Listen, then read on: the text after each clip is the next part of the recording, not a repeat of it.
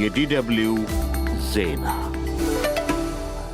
ጤና ይስጥልን አድማጮች። ርዕሶቹን በማስቀደም የዕለቱን የዓለም ዋና ዋና ዜና እነሆ።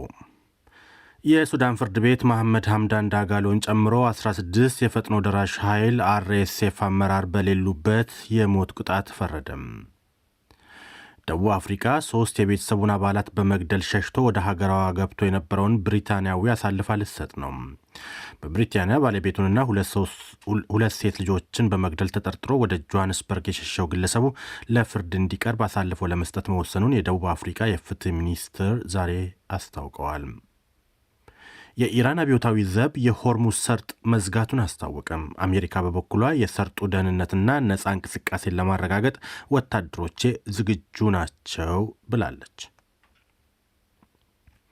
የእስራኤል ጦር ኃይል በጋዛ ሰርጥ ባደረሳቸው ጥቃቶች አንዲት የ9 ዓመት ሴት ልጅን ጨምሮ 3 ሰዎች መገደላቸውን የፍልስጤም የጤና ባለሥልጣናት አስታወቁም። ቃጣርን ወደ ዓለም አቀፍ ዲፕሎማሲ የኢንቨስትመንትና የብዙሃን መገናኛ ማዕከልነት የቀየሩት የቀድሞ የአገሪቱ መሪ ሼክ ሐሚድ ቢን ኻሊፋ አልታኒ ከዚህ ዓለም በሞት ተለዩ። 74 ዓመታቸው ነበር። ዜናውን በዝርዝር የሱዳን ፍርድ ቤት ጀኔራል መሐመድ ሐምዳን ዳጋሎን ጨምሮ 16 የፈጥኖ ደራሹ ኃይል RSF አመራር በሌሉበት የሞት ቅጣት አስተላለፈባቸው። ዛሬ የተሰማው የፍርድ ቤቱ ውሳኔ ግለሰቦቹ በዳርፉር ክልል ፈጸሙ በተባሉበት ግድያ፣ የጦር ወንጀል፣ በሰብአዊ መብት ጥሰትና በዘር ማጥፋት ወንጀሎች ጥፋተኛ ሆነው በመገኘታቸው እንደሆነም የሱዳን ብሔራዊ የዜና ወኪል ሱና ዘግቧል። ከጎርጎርሳውያኑ 2023 የሱዳን የእርስ በርስ ጦርነት መቀስቀስ ወዲህ በታጣቂ ቡድኑ ከፍተኛ አመራር ላይ የፍርድ ውሳኔ ሲተላለፍባቸው ይህ ለመጀመሪያ ጊዜ ነው። የሞት ፍርድ ከተፈረደባቸው መካከል የመሪው ዳጋሎ ወንድምና ምክትል የሆኑት አብዱራሂም ሐምዳን ዳጋሎ እንዲሁም በርካታ የጦር መኮንኖችና የጎሳ መሪዎች ይገኙበታል። ፍርድ ቤቱ የቅጣት ውሳኔውን ለጠቅላይ ፍርድ ቤት እንደሚልክና ጥፋተኞችን በዓለም አቀፉ የፖሊስ ተቋም ኢንተርፖል በኩል ለማደን እንደሚንቀሳቀስም አስታውቋል። በአሁኑ ወቅት 4ኛ ዓመቱን በያዘው በሱዳን ጦርና በፈጥኖ ደራሹ ቡድን መካከል የሚካሄደው ጦርነት በ10 ሺዎች ለሚቆጠሩ ሰዎች ህልፈት ምክንያት ሲሆን ከ11 ሚሊዮን በላይ ዜጎችን በማፈናቀል የዓለማችንን የከፋ የረሃብ ቀውስ አስከትለዋል። ደቡብ አፍሪካ 3 የቤተሰቡን አባላት በመግደል ሸሽቶ ወደ ሀገሯ ገብቶ የነበረውን ብሪታንያዊ አሳልፋ ልትሰጥ ነው። በብሪታንያ ባለቤቱንና 2 ሴት ልጆችን በመግደል ተጠርጥሮ ወደ ጆሃንስበርግ የሸሸው ግለሰቡ ለፍርድ እንዲቀርብ አሳልፎ ለመስጠት መወሰኑን የደቡብ አፍሪካ የፍትህ ሚኒስትር ዛሬ አስታውቀዋል።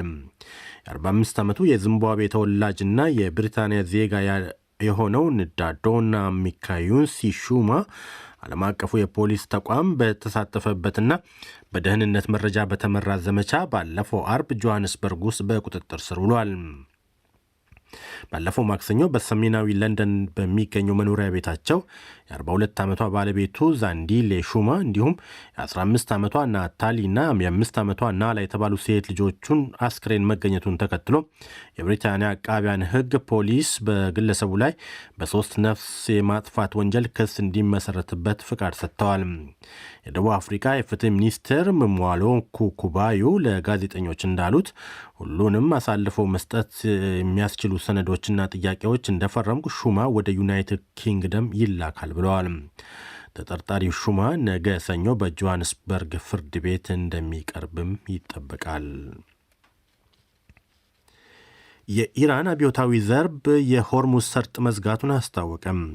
አሜሪካ በበኩሏ የሰርጡ ደህንነትና ነፃ እንቅስቃሴን ለማረጋገጥ ወታደሮቼ ዝግጁ መሆናቸው ይታወቅልኝ ብላለች።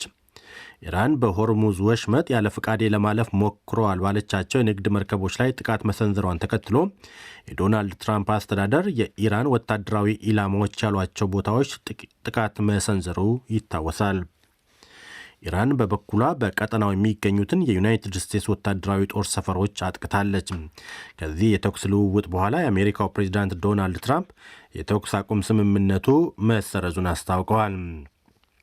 በዛሬው ዕለት ደግሞ የኢራን አብዮታዊ ዘብ የአሜሪካ ወረራ እስካላቆመ ድረስ የሆርሙዝ ወሽመጥ ዝግ ይሆናል ሲል አስታውቋል።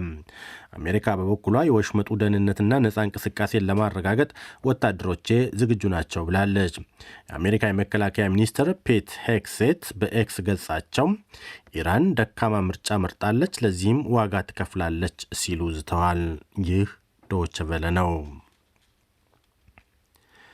የእስራኤል ጦር ኃይል በጋዛ ሰርጥ ባደረሳቸው ጥቃቶች አንዲት የ9 ዓመት ሴት ልጅን ጨምሮ 3 ሰዎች መገደላቸውን የፍልስጤም የጤና ባለሥልጣናት አስታወቁም። በመካከለኛ ጋዛ በሚገኘው በአልቡሬጅ የስደተኞች መጠለያ ጣቢያ በሚገኙ ድንኳኖች ላይ የእስራኤል ጦር በከፈተው ተኩስ ታላ አቡ ማታር የተባለች የ9 ዓመት ሕፃን መገደሏን የሕክምና ባለሙያዎች ገልጸዋል። የእስራኤል ጦር ግን ስለ ሕፃኗ ሕልፈት እስካሁን የሰጠው አስተያየት የለም። በሌላ በኩል በጋዛ ከተማ ሳብራ በተባለ ሰፈር በሚገኝ የብረት ማቅለጫ ተቋም ላይ በተሰነዘረ የአየር ጥቃት የ2 ሰዎች ሕይወት አልፏል። የዓይን እማኞች ቦታው በ3 የእስራኤል ሚሳይሎች መመታቱን ተናግረዋል። የእስራኤል ጦር በበኩሉ ለሮይተርስ በሰጠው ምላሽ የሽብርተኞችን መሠረተ ልማት ማጥቃቱን ገልጿል። በጥቅምት 2025 በጎርጎርሳውያኑ ማለት ነው በእስራኤልና በሐማስ መካከል የተደረሰው የተኩስ አቁም ስምምነት በጋዛ ሰርጥ የነበረውን መጠነ ሰፊ ውጊያ አቁሟል። ነገር ግን ከዚያ ወዲህ ከ1000 በላይ ፍልስጤማውያንን ለህልፈት ያበቁ ጥቃቶች በእስራኤል ተፈጽመዋል። በዚሁ ጊዜ 4 የእስራኤል ወታደሮች ጋዛ ውስጥ መገደላቸውን ዘገባው አመልክቷል። በመጨረሻም ቃጣርን ወደ ዓለም አቀፍ የዲፕሎማሲ የኢንቨስትመንትና የብዙሃን መገናኛ አገልግሎት የቀየሩት የቀድሞ የአገሪቱ መሪ ሼክ ሐማድ ቢን ሐሊፋ አልታኒ ከዚህ ዓለም በሞት ተለዩ። 74 ዓመታቸው ነበር። የሀገሪቱ ብሔራዊ የዜና ወኪል የሼህ ሐማድ ቢን ሐሊፋን ማረፍ ቢያረጋግጥም ለህልፈታቸው ምክንያት የሆነውን ዝርዝር መረጃ ግን ይፋ አላደረገም። ለ18 ዓመታት በአሚርነት ያገለገሉት ሼህ ሐማድ እንደ አልጀዚራ ያሉ ተጽዕኖ ፈጣሪ የዜና አውታሮችን በመመስረትና የ2022ቱን የዓለም ዋንጫ በማስተናገድ ሀገራቸውን በዓለም መድረክ ከፍ ያደረጉ መሪ እንደነበሩ ይነገርላቸዋል። በዚህም ቃጣር ዛሬ ከሰሜን አፍሪካ እስከ አፍጋኒስታን ድረስ የሚዘልቅ ጠንካራ የፖለቲካ ተጽዕኖ መፍጠር መቻሏ ነው የተገለጸው። መሪው ከተለምዷዊ የአረብ መሪዎች አካሄድ ውጪ በጎርጎርሳዊ 2013 ስልጣናቸውን በፈቃደኝነት ለልጃቸው ለሼክ ታሚም ማስረከባቸው ይታወሳል። በሰላማዊ መንገድ ተከናወነ የተባለው የስልጣን ሽግግር መሪዎች እስከ ህልፈታቸው ወይም በኃይል እስኪወርዱ ድረስ ስልጣን ላይ በሚቆዩበት በዚያ ቀጠና እጅግ አልፎ አልፎ የሚታይ ክስተት መሆኑን የፈረንሳይ ዜና አገልግሎት ዘግቧል። ይህ ዶይቼ ቬለ ነው።